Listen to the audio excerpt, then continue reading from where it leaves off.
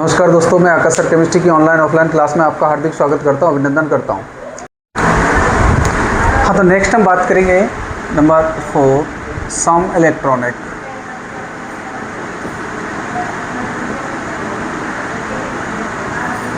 इसको इंग्लिश में बोलते हैं आइसो इलेक्ट्रॉनिक।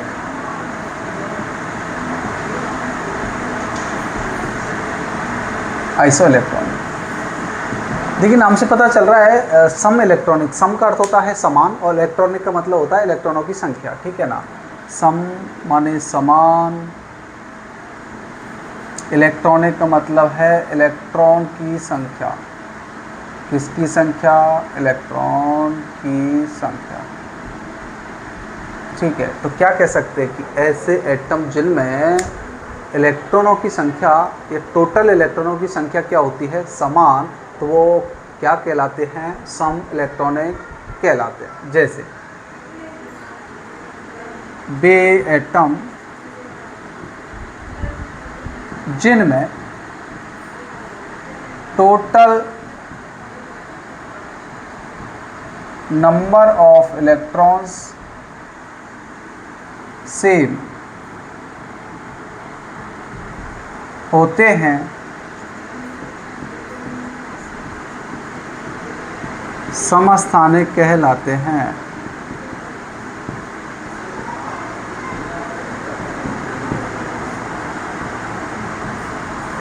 ठीक है, टोटल नंबर ऑफ इलेक्ट्रॉन्स क्या होने चाहिए? सेम होने चाहिए। या फिर ऐसे कह सकते हैं कि वे एटम जिनमें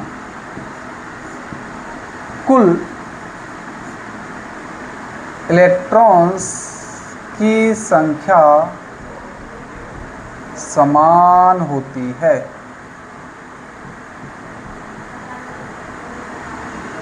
उन्हें समस्थानिक कहते हैं।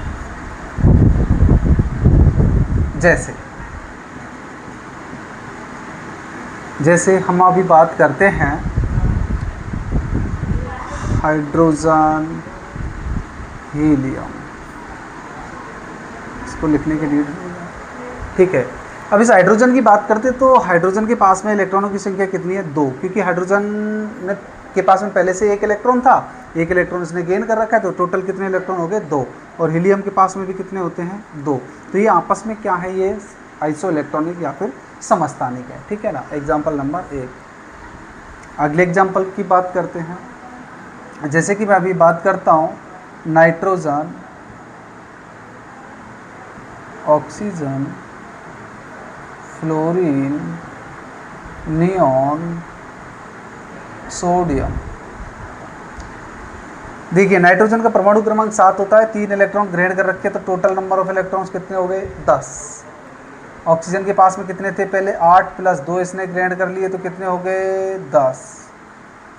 इसको ऐसे लिख सकते हैं 7 + 3 10। फ्लोरीन के पास में 9 थे, 1 इलेक्ट्रॉन ग्रहण कर लिया, तो कितने हो गए? 10। इसके पास 10 थे, 10 ही हैं ना, तो ग्रहण किए ना इसने त्यागे हैं। सोडियम के पास में थे 11, 1 इलेक्ट्रॉन त्याग दिया, कितने बचे? 10। तो ये सभी आपस में क्या हैं? आइसो इलेक्ट्रॉनिक हैं। अर्थात ऐसे भी कह सकते हैं कि ये आइसो इलेक्ट्रॉनिक या सम इलेक्ट्रॉनिक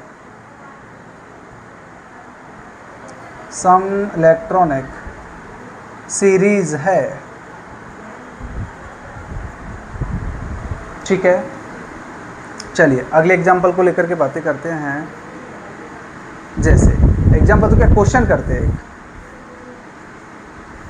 एक क्वेश्चन करते हैं। निम्न में से सम इलेक्ट्रॉनिक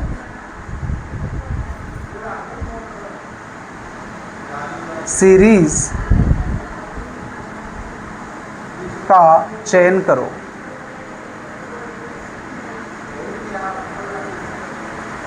ऊपर लिख रहा हूं मैं,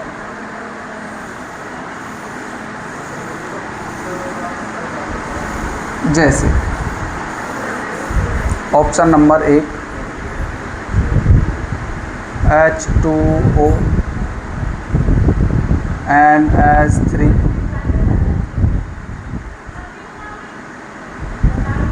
NH3 नेगेटिव, और ये CO2 C है,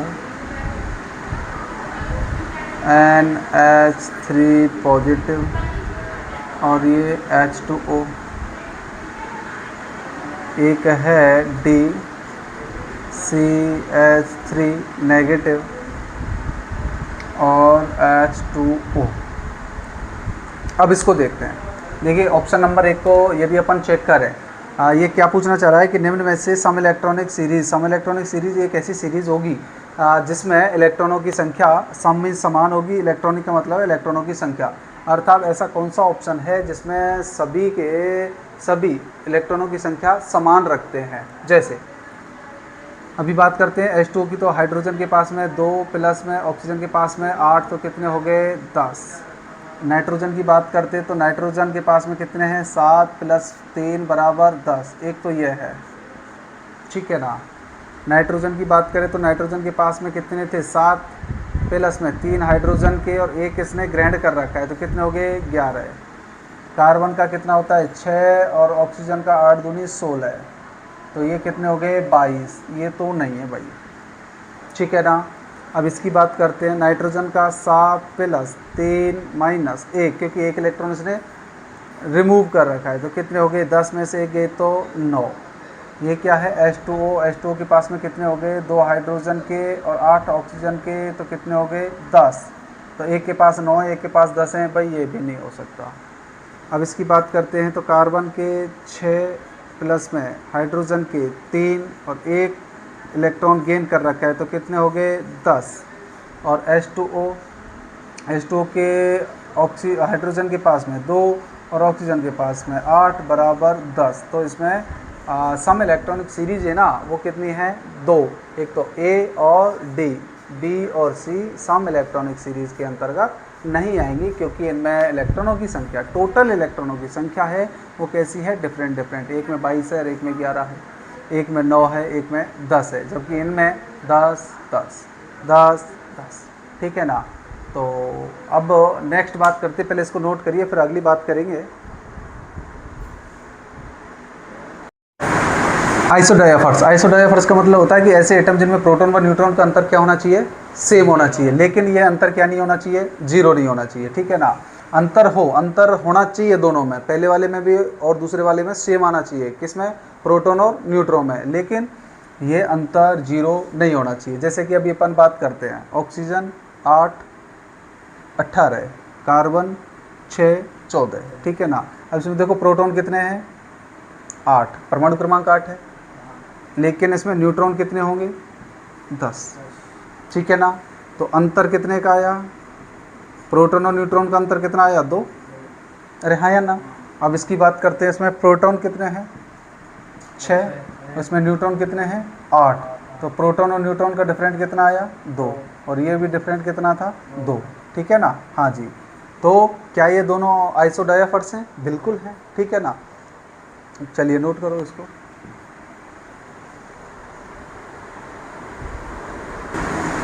चलिए अब एक नोट डालेंगे और लिखेंगे कि किसी एटम की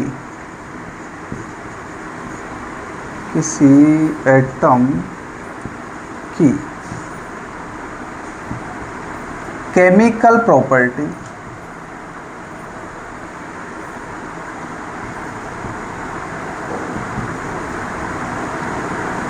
इलेक्ट्रॉन व प्रोटॉन की संख्या पर निर्भर करती है,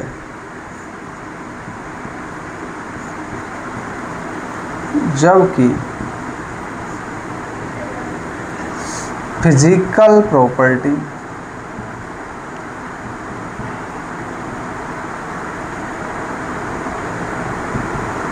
फिजिकल प्रॉपर्टीज मास नंबर पर निर्भर करती है। मैंने क्या बोला, कोई भी एटम है, ठीक है ना, दो एटम है, ठीक है ना, उनकी केमिकल प्रॉपर्टीज़ इलेक्ट्रॉन व प्रोटॉन की संख्या पर डिपेंड करेगी। किस पर? इलेक्ट्रॉन व प्रोटॉन की संख्या पर। यदि उनमें इलेक्ट्रॉन व प्रोटॉन की संख्या सेम है तो उनकी केमिकल प्रॉपर्टीज भी क्या होंगी? सेम होंगी, ठीक है ना। लेकिन यदि हमें बात करनी है किसकी? फिजिकल प्रॉपर्टीज़ की, भौतिक गुणों की, तो वो किस पे डिपेंड करेगी? मास नंबर पर। यदि उनके मास नंबर सेम हैं तो उनके फिजिकल प्रॉपर्टी या भौतिक गुण भी क्या होंगे? समान होंगे, ठीक है ना। जैसे अब जो आइसोटोप होते हैं ना, समस्थानिक जो होते हैं,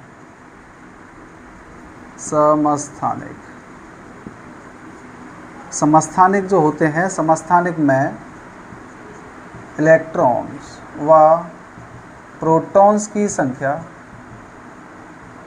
कैसे रहती है? समान, संख्या समान होती है। इसलिए समस्थानिकों की जो केमिकल प्रॉपर्टीज़ होती है ना, वो कैसी होती हैं? सेम होती हैं, ठीक है ना। इसलिए समस्थानिकों की केमिकल प्रॉपर्टीज़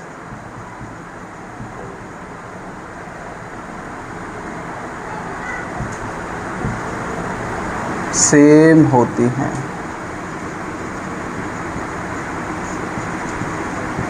ठीक है ना, नोट करो इसको।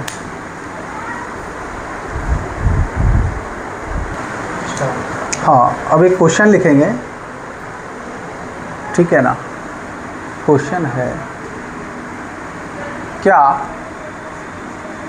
CH3 नेगेटिव व CH3 पॉजिटिव सम इलेक्ट्रॉनिक हैं? बताओ। अब इसमें इलेक्ट्रॉनों की संख्या कितनी है? देखो बेटा, यदि इस प्रकार का प्रश्न आता है तो कैसे हल करेंगे उसको? जैसे कि ये कार्बन है, ठीक है ना, कार्बन के पास में कितने इलेक्ट्रॉन होते हैं? 6, ठीक है ना। अभी इसको सबको उदासीन मान लो आप लोग, ठीक है ना। तो इसमें कितने हो गए? 6 प्लस हाइड्रोजन के पास में 3 प्लस अब एक नेगेटिव चार्ज लगा हुआ है तो एक इलेक्ट्रॉन और बढ़ा दो यहाँ पर, ठीक है ना। अब यहाँ पर बात करो, कार्बन वही 6 प्लस हाइड्रोजन 3 और माइनस 1 कर दो आप लोग, ठीक है ना। तो इसमें टोटल इलेक्ट्रॉन कितने हो गए? 10। और यहाँ पर कितने हो गए? 6 और 3 और 9 में से 1 गया तो 8। तो क्या ये सम इलेक्ट्रॉनिक हैं? नहीं, ये सम इलेक्ट्रॉनिक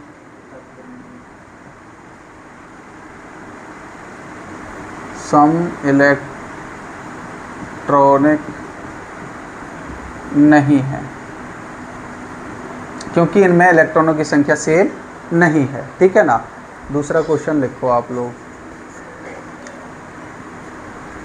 निम्न में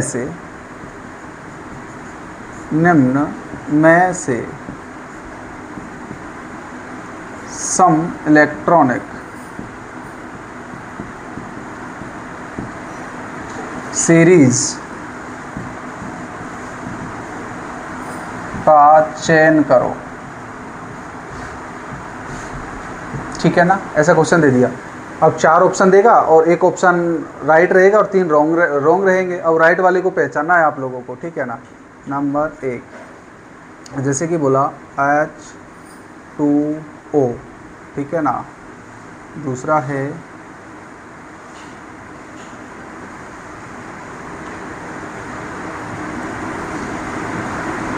CH3 नेगेटिव, बी है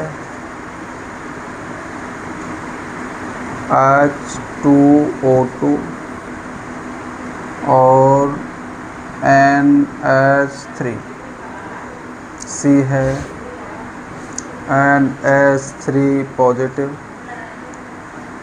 और CO2, डी है NH3 नेगेटिव व H2O, ठीक है ना। अब इसको सॉल्व करेंगे हम। इसमें कितने इलेक्ट्रॉन है बेटा? 2 प्लस यहाँ कितने हैं? 8, तो कितने हो गए? 10, ठीक है ना। यहाँ देखते हैं कार्बन के पास में कितने थे? 6 प्लस में 3 प्लस में 1, ये कितने हो गए? 10। तो यहाँ पर भी 10 है, यहाँ पर भी 10 है, एक तो ये आ रहा है, ठीक है ना। अब हाइड्रोजन के पास में कितने, 2 प्लस में ऑक्सीजन के एक के पास में कितने होते हैं, 8, ठीक है ना, 8, ठीक है ना। अब ये यहाँ पर हाइड्रोजन के 2 और ऑक्सीजन के कितने हो गए, 8 दूनी 16, तो 16 और 2 18, ठीक है ना। यहाँ पर देखो नाइट्रोजन के 7 प्लस हाइड्रोजन के 3, तो कितने हो गए 10, तो ये तो नहीं है। आंसर तो हमारा मिल गया, ठीक है ना। फर्स्ट वाले में 10-10 आ रहे हैं दोनों में, ठीक है ना। अब सी वाले को देखते हैं। नाइट्रोजन के पास में कितने, 7 और 3 10 में से एक गया तो 9, तो यहाँ पर 9। CO2 में देखते हैं, कार्बन के पास में 6 प्लस में एक ऑक्सीजन के पास में 8, तो 2 हैं तो 16, ठीक है ना, तो 16 और ये कितने हो गए 22, ये भी नहीं है, ठीक है ना। अब इसको देखो, नाइट्रोजन 7 और 3 10 और 1 11, ठीक है ना, यहाँ पर, और ये कितने हो गए 10, 8 और 2 10 और ये कितने 11, ये भी नहीं है। तो राइट आंसर हमारा एक ही है इसमें, ए, ठीक है ना, ठीक है। चलिए नोट करो इसको। अब नेक्स्ट बात करते बेटा थॉमसन का प्लम पुडिंग मॉडल।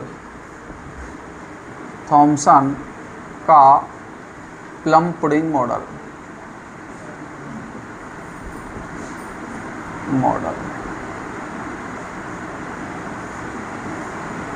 देखिए परमाणु के बारे में डाल्टन के बाद में नेक्स्ट जो वैज्ञानिक आते हैं वो कौन आते हैं, जे थॉमसन, ठीक है ना। थॉमसन ने अपना एक मॉडल दिया था जिसको अपन लोग किसके नाम से जानते हैं, प्लम पुडिंग मॉडल के नाम से जानते हैं, ठीक है ना।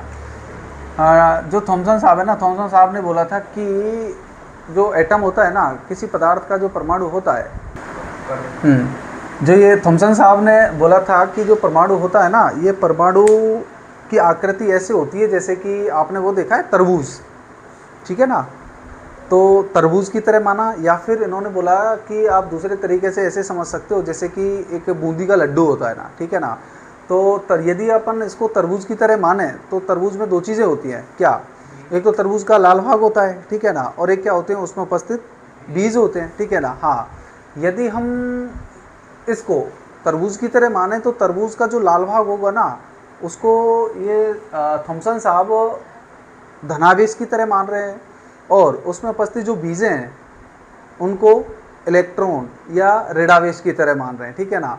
और इन्होंने बोला था कि इसमें धनावेश तथा ऋणावेश की जो संख्या है वो कैसी होती है, बराबर होती है, ठीक है ना। और इसलिए परमाणु वैद्युत रूप से कैसा होता है, उदासीन होता है, ठीक है ना। हाँ जी, यदि हम इसकी तुलना यदि बूंदी के लड्डू से करें, ठीक है, तो जो बूंदी होती है ना, बूंदी को अपन लोग धनावेश तथा बूंदी के लड्डू जब बनाते हैं तो उसमें क्या डालते हैं, बीज डालते हैं ना, तरबूज के बीज, खरबूजे के बीज वगैरह डालते हैं, या इलायची डाल देते हैं, ठीक है ना, या फिर अपन लोग काली मिर्च वगैरह डाल देते हैं, ठीक है ना। तो बूंदी के अलावा जो भी पदार्थ अपन लोग उसमें मिला रहे हैं, ठीक है ना, उसको क्या मानेंगे, इलेक्ट्रॉन या ऋणावेश की तरह। तो उसके हिसाब से भी परमाणु वैद्युत रूप से कैसा होगा, उदासीन होगा, ठीक है ना। हाँ जी, तो क्या क्या स्टेटमेंट है उनको लेकर के अपन बातें करेंगे।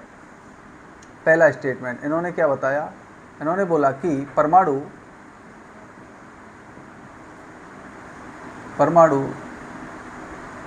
की आकृति तरबूज या बूंदी के लड्डू की तरह होती है, ठीक है ना। यदि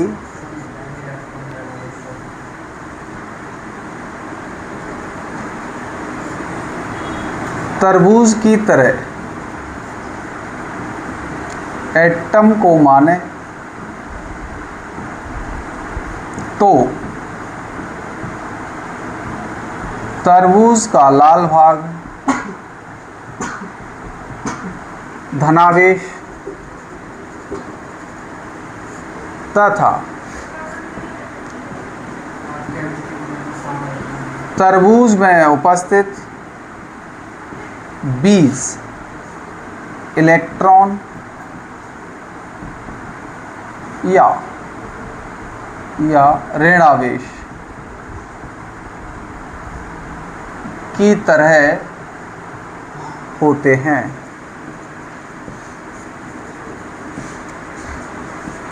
धनावेश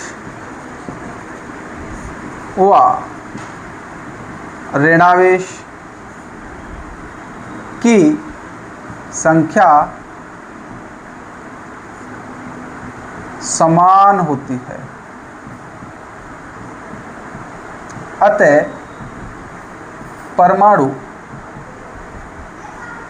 वैद्युतीय रूप से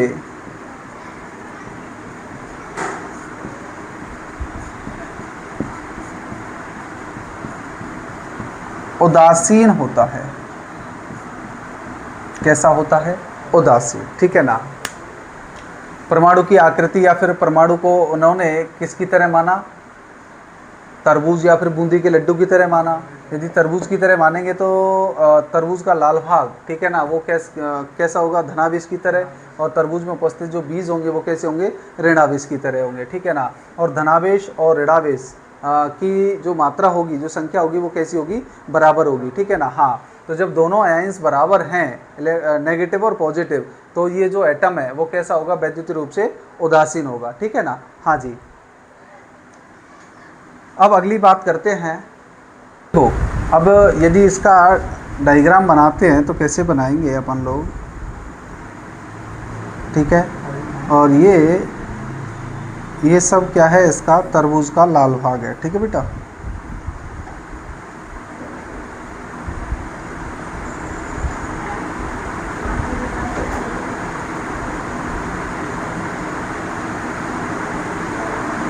ठीक है, अब ये तो हो गया लाल भाग। और लाल भाग के बीच बीच में क्या उपस्थित होते? बीज उपस्थित होते कि नहीं होते, ठीक है ना।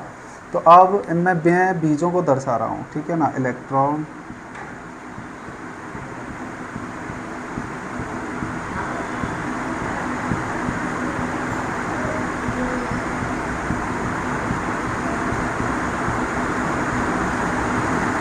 और ये इलेक्ट्रॉन, ठीक है ना। हाँ जी, तो ये क्या हो गए? इसमें ऋणावेशित इलेक्ट्रॉन, और जो लाल भाग दिख रहा है वो क्या है? धनावेशित, ठीक है ना। हाँ जी, ऋणावेशित इलेक्ट्रॉन, या फिर ऐसे लिख सकते हैं ऋणावेश या फिर इलेक्ट्रॉन, ठीक है ना। और जो ये लाल भाग है, लाल भाग, ये क्या है? धनावेश, ठीक है ना। और ये क्या है? एटम। ये क्या हो गया? परमाणु। तो एक बार दोबारा से देखते हैं। थॉमसन का जो मॉडल है उसका नाम क्या है? प्लम पुडिंग मॉडल, ठीक है ना। प्लम पुडिंग मॉडल में थॉमसन साहब ने क्या बताया था? थॉमसन साहब ने बताया था कि जो परमाणु की जो आकृति होती है, ठीक है ना, जो परमाणु होता है वो कैसा होता है? तरबूज की तरह होता है या फिर बूंदी के लड्डू की तरह होता है, ठीक है ना। जैसे तरबूज के दो भाग होते हैं, ठीक है ना। एक तो तरबूज के अंदर उपस्थित लाल भाग और लाल भाग में उपस्थित बीज, ठीक है ना। तो थॉमसन साहब ने तरबूज में उपस्थित लाल भाग को क्या माना? धनावेश था। उसमें धनावेश में या फिर उपस्थित लाल भाग में बीजों को क्या माना? इलेक्ट्रॉन या फिर ऋणावेश। और उन्होंने बताया कि ये दोनों लाल भाग और इलेक्ट्रॉन क्या होते हैं? समान होते हैं, ठीक है ना। इनकी संख्या मात्रा क्या होती है? समान होती है। इसलिए जो परमाणु होगा वो वैद्युत रूप से कैसा होगा? न्यूट्रल या फिर उदासीन होगा, ठीक है ना। हाँ जी, अब बात करते हैं थॉमसन साहब की। अब कमियों को लेकर के बातें करते हैं, ठीक है ना। हाँ जी, क्या क्या कमी रही थॉमसन साहब? देखिए, थॉमसन साहब की कमियों को लेकर के यदि हम बात करें तो थॉमसन साहब ने बोला था कि परमाणु के अंदर जो इलेक्ट्रॉन होते हैं ना वो समान रूप से वितरित रहते हैं, ठीक है ना। हाँ, जैसे कि लाल भाग होता है धनावेश माना था और ऋणावेश किसको माना था? इलेक्ट्रॉन माना था। तो इलेक्ट्रॉन उसके चारों दिशाओं में, ठीक है, समान रूप से उसमें उपस्थित होते हैं। किसमें? तरबूज के लाल भाग में, ठीक है ना। तो ऐसे ही एटम में और क्या उपस्थित होंगे? इलेक्ट्रॉन उपस्थित होंगे, ठीक है ना। तो जबकि वास्तव में क्या होता है? वास्तव में जो परमाणु का धनावेश होता है, ठीक है ना, वो धनावेश कहाँ उपस्थित होता है? नाभिक के अंदर, हाँ या ना, ठीक है ना। और अधिकांश भाग कैसा होता है? रिक्त होता है, ठीक है ना। हाँ जी, तो डाल्टन थॉमसन के अनुसार एटम में इलेक्ट्रॉन्स समान रूप से या समान रूप में वितरित रहते हैं ना, वितरित रहते हैं, जबकि वास्तव में समान रूप से वितरित रहते हैं तथा धनावेश भी पूरे एटम में उपस्थित होता है। ऐसा किसने बोला? थॉमसन साहब ने बोला था, ठीक है ना, कि इलेक्ट्रॉन भी वितरित रहते हैं और धनावेश भी वितरित रहता है, जबकि वास्तव में नाभिक का धनावेश जबकि वास्तव में परमाणु का संपूर्ण धनावेश नाभिक में उपस्थित होता है। किसमें? नाभिक में उपस्थित होता है, ठीक है ना। हाँ, तो थॉमसन साहब क्या कह रहे हैं? थॉमसन साहब तो ये बोल रहे हैं कि धनावेश पूरे परमाणु में वितरित रहेगा और इलेक्ट्रॉन भी पूरे परमाणु में वितरित रहेंगे, जबकि वास्तव में क्या होता है? वास्तव में तो जो परमाणु होता है ना, परमाणु का जो धनावेश होता है वो कहाँ उपस्थित होता है? बीचा बीच में उपस्थित होता है, जिसको क्या बोलते हैं अपन लोग? नाभिक बोलते हैं। नाभिक में ही तो होता है, प्रोटॉन और न्यूट्रॉन होते हैं ना। हाँ, ठीक है ना। तो एक बात तो ये कमी रही, और क्या कमी रही? और अतः कह सकते हैं, अतः थॉमसन ने नाभिक के बारे में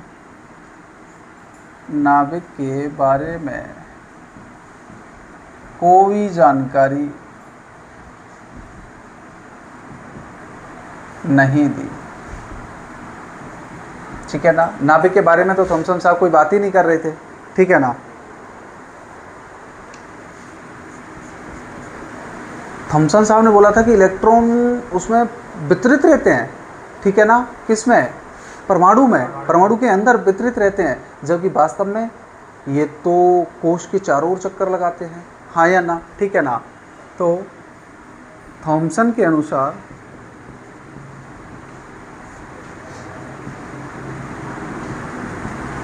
इलेक्ट्रॉन वितरित हैं,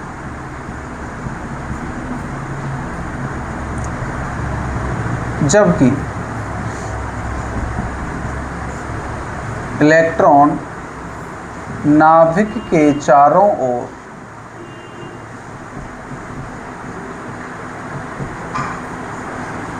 वृत्ताकार पथों में